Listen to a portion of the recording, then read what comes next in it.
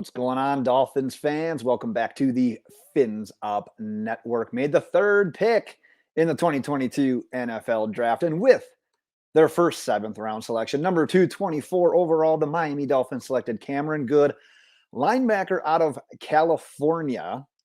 You look at where he was projected to go from a couple different draft analysts. A lot of them were thinking seventh. A lot of people were thinking undrafted free agent. Well, luckily, I've got some great listeners.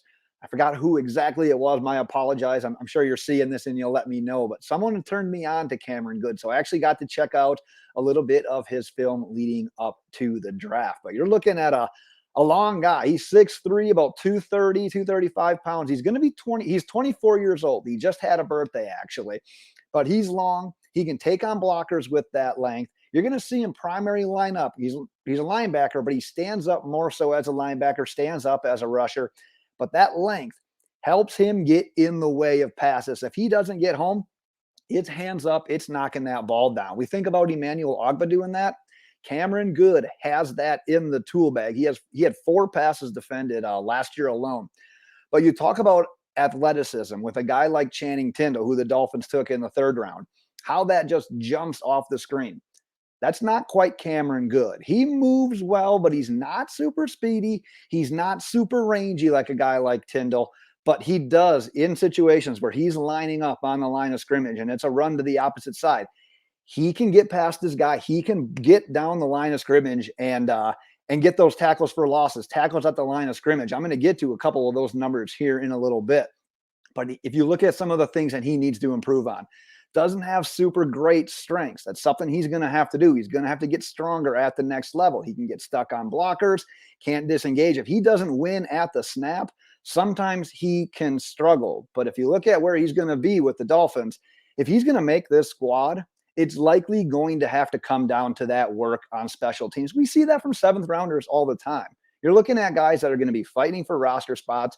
This is one of those prime examples. And the guy that the Dolphins take likely after this later in the 7th round, if they keep that pick, likely going to be the same thing. But he's going to have to prove himself on special teams and then possibly work into like a backup linebacker role at some point in the future. But put together a pretty nice season last year at Cal. 8.5 tackles for a loss, 6.5 sacks. But look at his junior season. 14 tackles for a loss, 9.5 sacks. So the production has come.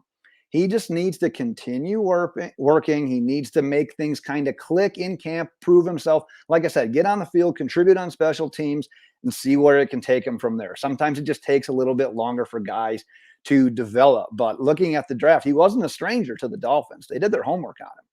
He was one of the team's 30 pre-draft visit workouts, so they had ties to him. They got to look at him. But regardless, we just saw the Dolphins land another linebacker. It was a position of need coming into the draft. And like we had talked about leading up to the draft, the Dolphins addressed linebacker in the offseason, but it was a bunch of in-house guys on kind of like 1-year renewal deals.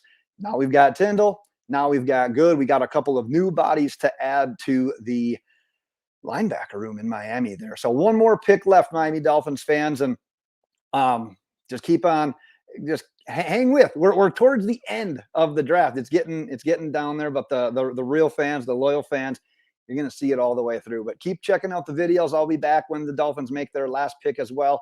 If you haven't already, make sure you're subscribing. We're gonna keep doing some draft coverage throughout here. We'll do a grades and a recap video at the very end of everything. But for a little bit left, I'm on a pick like 236 right now. Miami is on the little bottom ticker. They're going to be up soon. So I'm going to be making another video here in a few minutes. But until then, Dolphins fans, we'll see you in a little bit.